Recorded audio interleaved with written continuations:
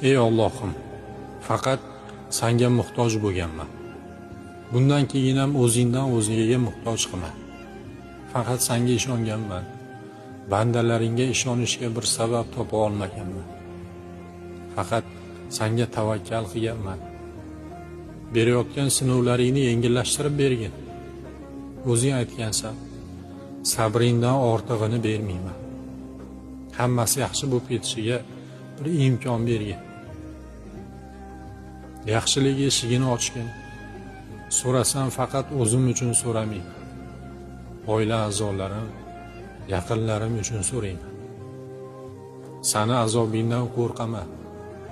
Ba'zida xato qilib, bandachilik qilib, gunoh yo'lga yuradigan bo'lsam, bir jazo bilan bu yo'ldan qaytargin. Sanga qarshi chiqib, do'zaxingda yonishdan qo'rqaman.